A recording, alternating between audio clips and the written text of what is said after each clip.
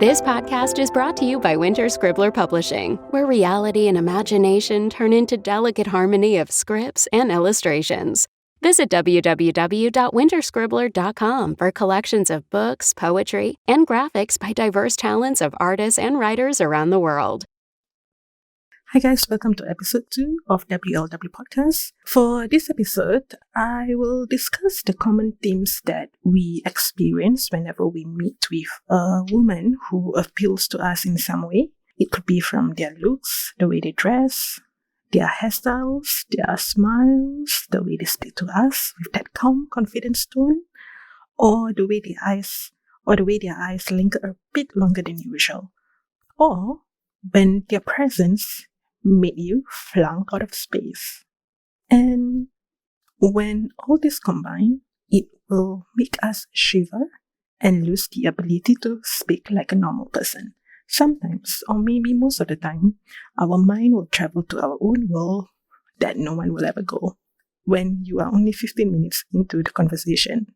Like for instance, without yet knowing how this person who was just introduced to you is like, what is her name, we will be thinking about having coffee with this person again. It's not even the first time.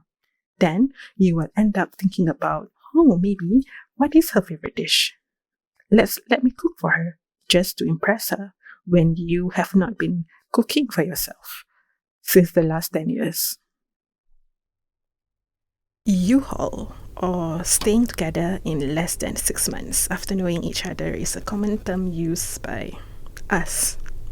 When you end up in the stage of staying together as a lesbian supporter, I guess you should be grateful that you have reached that milestone, because not everyone is lucky enough to be living in that stage with someone whom they are really interested in and who has the same feelings.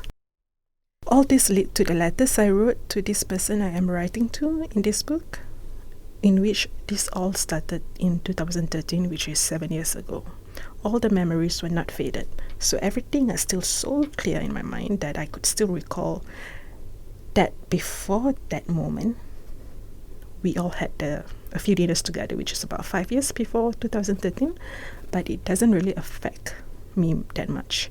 Yes, I was aware she was attractive and good looking, there is this masculinity in her too. But in 2013, when we met again with friends for dinner, I have no idea why there is this gut feeling, something different when I saw her, which inspired me to write the following. In the beginning, I could feel myself engulfed with notes of worry and fear. When I saw you again with all of our friends after years, my heart tried to tell me that you are the one who will fill this empty space. I could feel that when I looked into your eyes. I was trying to warn myself by not looking into those lingering beautiful eyes of yours, piercing through the walls that I have built over the years.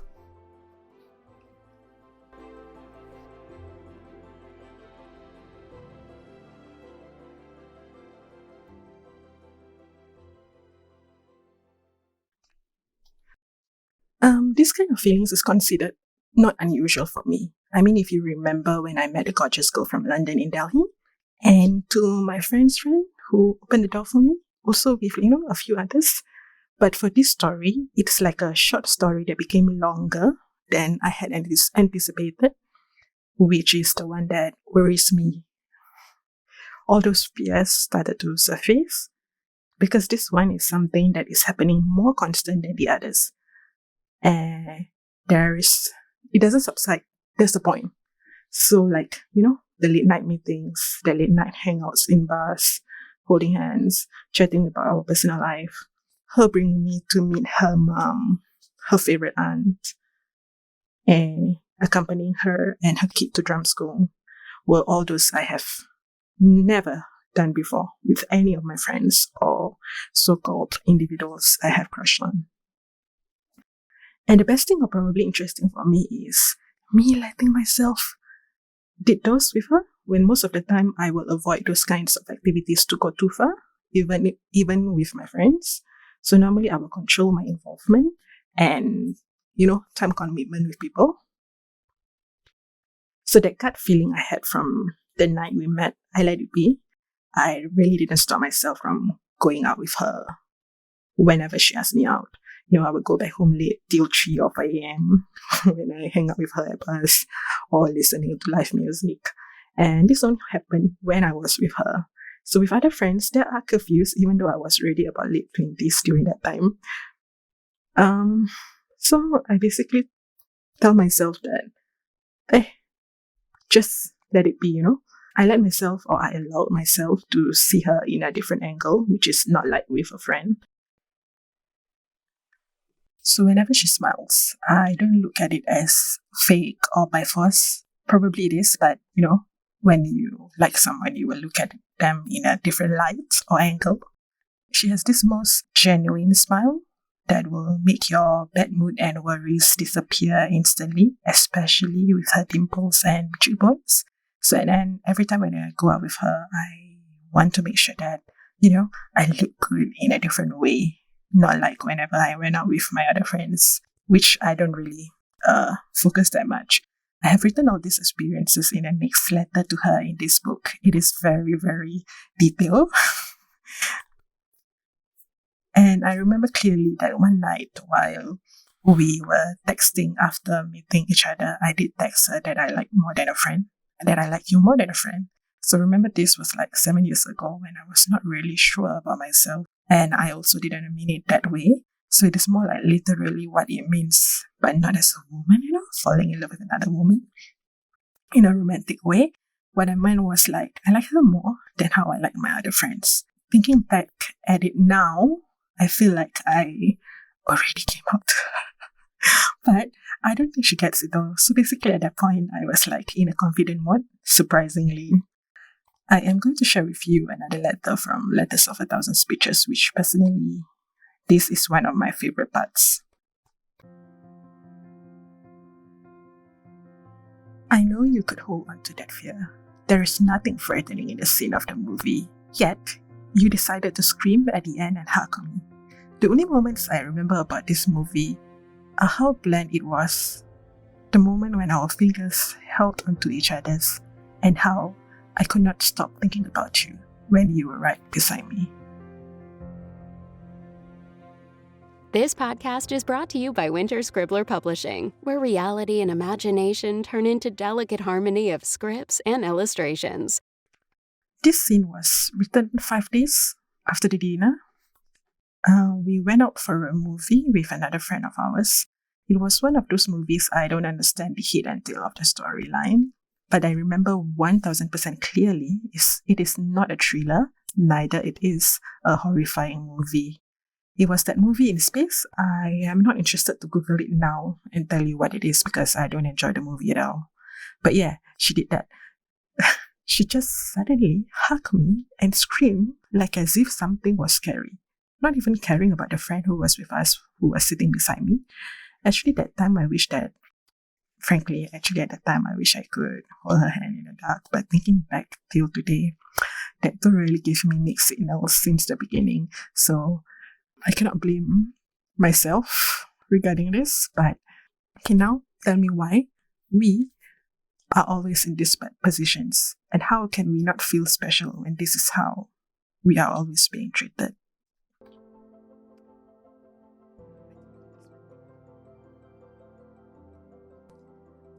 The beginning of it all in my case was a repetition of 3 different phases of my moments with her. This is the first phase where it all started. Just for your information, for those who do not know me personally, I am the type of person who will not do anything or make any first steps. So which means that if, for instance, I am interested in you, if I see you across the lecture hall, once my gut feeling got attracted to you and only you, I will not do anything except probably smile or find reasons to, say hi to you. Like how I did with that one ex-classmate whom I met for my master's in university. I did mention her in season 1, if you remember clearly. I will make a move, but within a certain limit, like, holding hands, brush probably up your arms, your hand while we talk, but that is it. Yeah, so that is it. I will flirt, but I will never ask them out for coffee or anything like that. Actually, I'm not sure why exactly. I was thinking that Probably it's about confidence or fear of rejection. But if I am not having self-confidence, I will not even talk to the person or flirt. I don't feel like I lack anything that stopped me from asking them out. I feel like, I guess in the back of my mind, I am probably not really wanting to commit, or maybe I don't see any future in proceeding what I want because most of them, except this girl who I was interested, were taken. Like they have boyfriends or just got married. So in fact, the only person I would like to tell so much about how I really feel is her. That too, usually I never ask her out, or I will not be the first person to text her. And when we go forward to year 2017, which we met again and hang out, my heart was already not 100% as I was feeling in 2013, because I had made up my mind during that time that she was the one who left and didn't contact me anymore. So why should I feel the same way again, right? And then again, it is not as straight as I had anticipated, even though she came back in my life after she remarried and has a child. This is when it inspired me to write one of my favorites in this book called Another Lie Between Friends. I will share with you the first part of this poem. The merchandise for this poem is now available in my website at www.winterscribbler.com. When I say I miss you, what I mean is that I would like you by my side. When I avoid looking into your eyes, it means I am worried that you will haunt my days and nights again.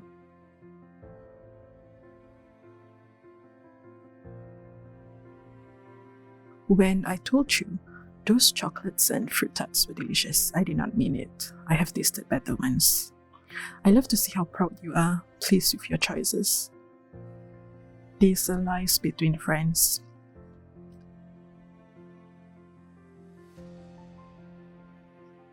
When your knees kept hitting mine several times under the table, I could not understand what you needed. Frankly, I do not want to know whether you did not like mine touching yours. I just wanted mine entangled with yours. This is just another lie between friends. So this happened when I had already moved on after about 3 years of not knowing what happened to her. So this was basically when she only added me in her friends list after she remarried. Until now, I still kept reminding myself whenever I feel like my heart is so attached to her. Sometimes I feel like we have to find something to make sure that when we ended up drifting, we have something to hold on to. I don't believe in what people say, like what she says to me and another friend, whether indirectly or directly, that she is straight. I do not put too much thoughts in those kind of words, because we have seen so many stories that when people said something like that while we didn't even ask, they could be trying to defend themselves or trying to deny it. It is like them trying to assure themselves, not us. That is why I don't put too much focus on what she said or anyone says. There are some things that happened in 2017 in which you have to read it in the book, which are for me very significant for the entire storyline. Because this episode is about the beginning of it all, that starts everything at different phases. I do not want to be swayed away from the main topic. Then fast forward to 2019, after which we lose contact again, and I don't remember we meet anymore after the Universal Studio trip. I guess it was because I was moving on again by distracting myself with other women whom I met, and also achieving my own personal goals in life. I was busy with pursuing my master's, traveling, and building my career. In 2019 was when I feel like it was over the limit of our usual interaction. That night at the rooftop bar with 2 of our friends was the maximum that I feel like this is not anymore the young adults trying to explore their feelings. It is more than that. As usual, I don't have the courage to start anything, so I was not the one who starts it all.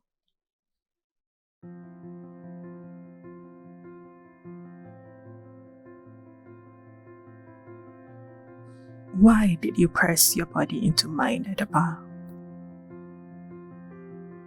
Why did you ask me to dance with you? Why did you tell me to do whatever I want on the dance floor?